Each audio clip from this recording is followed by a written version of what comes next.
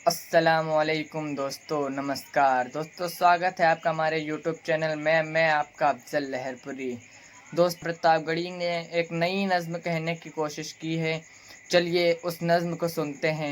उससे पहले आप लोग हमारे चैनल को सब्सक्राइब कर लीजिए। बहुत शुक्रिया आपकी इन बेपनाह मोहब्बतों का। मेरा ख्याल है कि साल भर के अंदर फिर से हाजिरी हुई है। पिछले महीने रियाद आकर के गया गजनफर साहब, वहाँ भी मेहमान खुसूसी थे और आज यहाँ भी हैं। मुझे पता चला तो मुझे अच्छा लगा कि एक बहुत पढ़े लिखे इंसान को सुनने का मौका मिलेगा।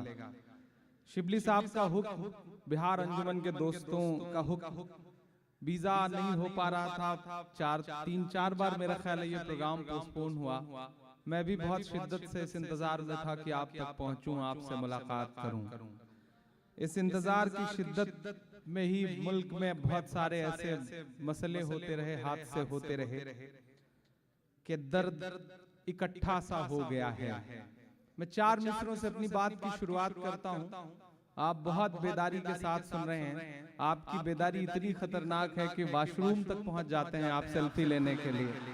सलाम है आप लोगों को, आपके जोश को, आपके जुनून को। मैं 4 मिसरे पढ़ता हूं, दुआएं मांगता हूं आप सबसे। और कितना हमें बर्बाद करोगे साहिब, पहुंचिएगा आप सारे लोग। जिंदाबाद भाई, जिंदाबाद। जिन चीजों के लिए या तो बहुत बदनाम हूं या बहुत मशहूर हूं, कोशिश करता हूं कि आपको वहां तक पहुंचाऊं।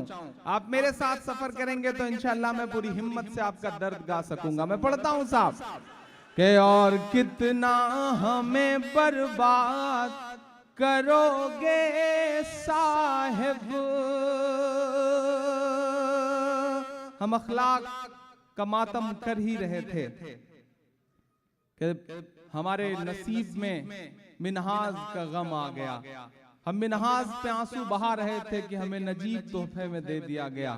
हम उसका गम मना रहे थे कि भोपाल की जेल से 800 ट्रायल कैदियों को निकाल के नए कपड़े, नए जूते पहना के मार दिया गया। कोई सवाल करने को तैयार नहीं।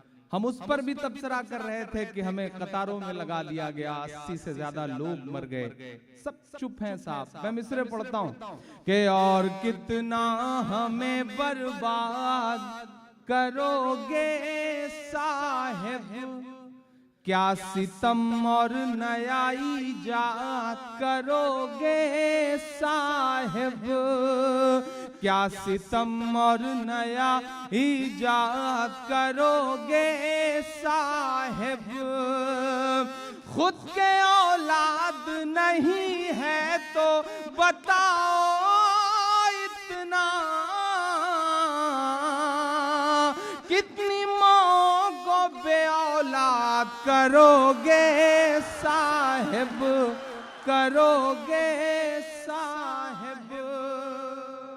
कितनी माँ को बे औलाद करोगे साहिब, क्या सितम और नया ईजाद करोगे साहिब। और कितना हमें बर्बाद करोगे साहिब। खुद के औलाद नहीं है तो बताओ इतना,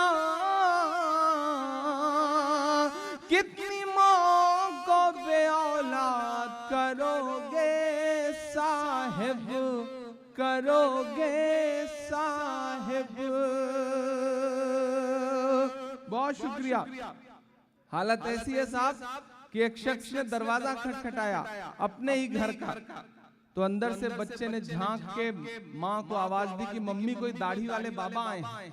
तो माँ ने कहा कि गौर से देखो, तुम्हारे पिताजी होंगे, 6 दिन पहले नोट बदलवाने गए थे, आज लौट के आए हैं लाइन से।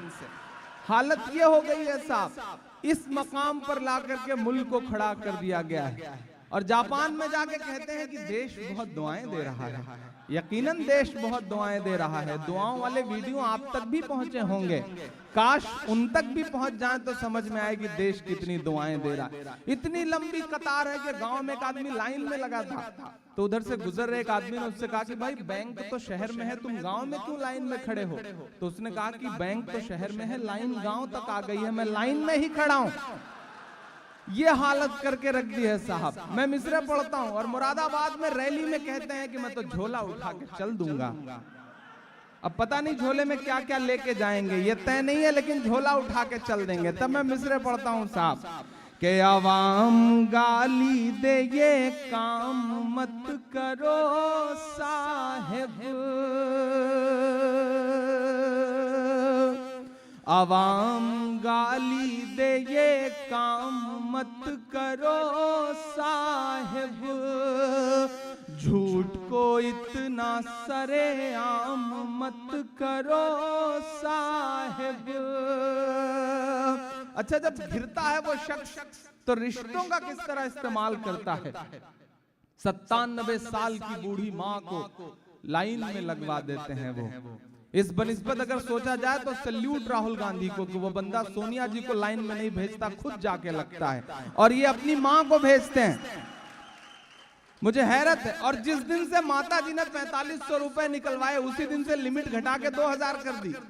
आपकी माता जी निकालें तो 4500, हमारी अम्मी निकालें तो 2000। ये तो बहुत नाइंसाफी है साहब।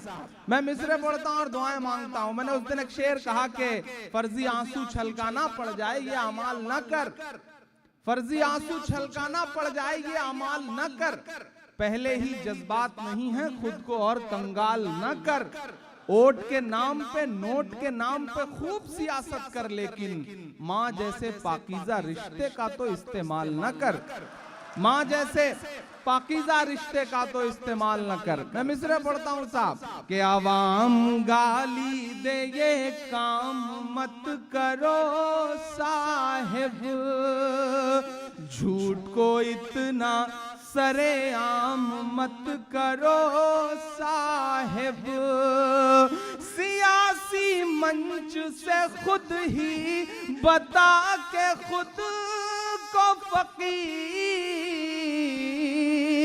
फकीर लफ्ज को बदनाम मत करो साहिब, मत करो साहिब।